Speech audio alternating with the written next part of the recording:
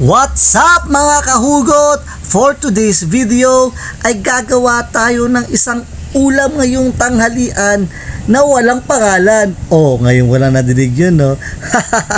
So ito ay sarili ko lang pong recipe. Wala po tong pangalan. So pagpalagay ng tawagin natin tong ulam ala chamba. So sa kawali maglagay lang po ng 1 kilong karne ng baboy. Nilagyan ko lang po ng konting tubig.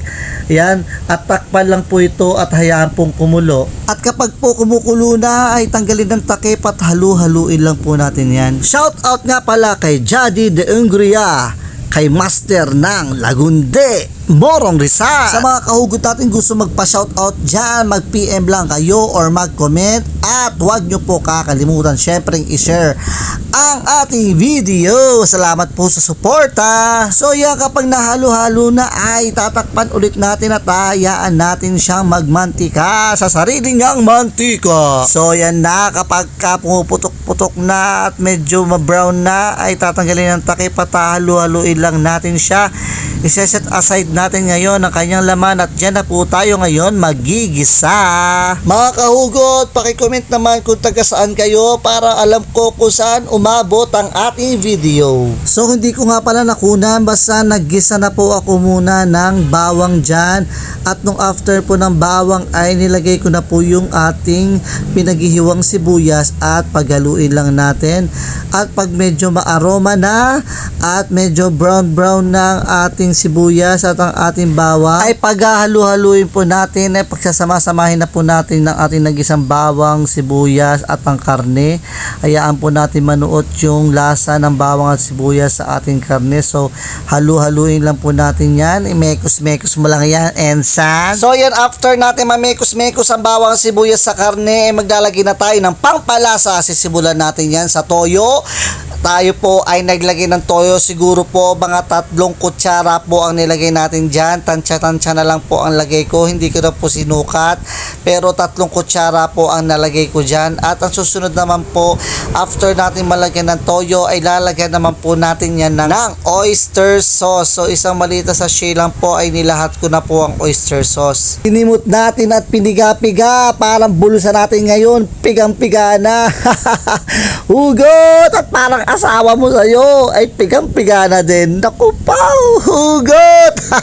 After po ng toyo at oyster sauce ay nilagyan natin na 1 sachet lang po ng pamintang durog. Parang puso ng tropa mong durog na durog. Hugot! At after nga natin mailagay ang pamintang durog ay lalagay na po natin ang dahon ng laurel. At halu-haluin na po natin ang ating tinimplahang baboy. Paghahalu-haluin lang natin ang lahat ng pampalasang ating inilagay. After natin yung mahalo-halo at alam mong sumama na lahat ng pampalasa sa ating baboy, ay tatakpan na po natin ulit ang ating niluluto. So yan, hinayaan lang natin kumulo siya ng kumulo hanggang sa lumambot po ang ating baboy. At pagka napindot-pindot mo't malambot na ang ating baboy ay maglalagay na nga pala tayo dyan ng 1 bote ng Sprite. So nilahat ko na dyan kasi sayang naman. Nilahat ko lang po, unti-unti lang po ang paglalagay para hindi rin po pumutok ang ating baboy. So after naman po ng ating Sprite ay lalagyan naman po natin dyan ng pineapple juice. 1 lata po ng pineapple juice. Ilalahat din po natin yan. Ibuhos lang po natin ulit ng dahan-dahan. After natin malagay nga pala ang ating pineapple juice at ang ating Sprite, ay hayaan na po natin siya ngayong kumulo at lumambot pa ng mas malambot. So takpan lang po natin at kapag yan ganyan na ang itsura ay malambot na po yan at sobrang kulo na rin po yan. Pinindot-pindot ko lang po yung laman. Nakulangan nga pala ako sa lambot kasi gusto ko yung parang natutunaw na siya sa bibig. So tinakpan kulit siya at hinayaan ko siyang kumulo. At nang kumulo na nga siya ay itinanggal ko na ang takip at nakita nyo naman na nagmamantika na mismo yung ating baboy. So sobrang ang bango niya, ang aroma niya ay napakabango. Naglalaway na ako para matikman tong ating luto na ito. So mga kahugot, kung gusto nyo itry ito ay panoorin nyo lang na mabuti ang video at madali lang naman sundan ang mga steps at mga ingredients na ginamit ko. So yan na nga ang ating finished product ng ating niluto at kumuha na nga pala tayo dyan ng plato at naglagay tayo dyan ng kanin. Kala mo diet yung kanin eh.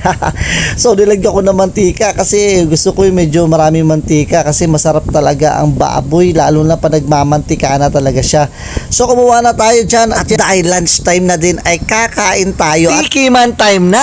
So what's up mga kahugot, ito na yung ating nalutong lunch for today. So ayan, titikman natin. First bite syempre.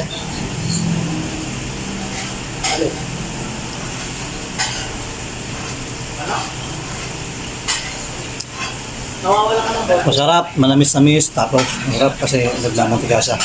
So try nyo na mga kahugot. Please like and share ng ating video. Let's go! So yun lang mga kahugot, ako nga pala si Vanny na nagpapaalala, gaano ka man ibaon ng problema, ay hugutin mo lang at idaan sa tawa. Paalam!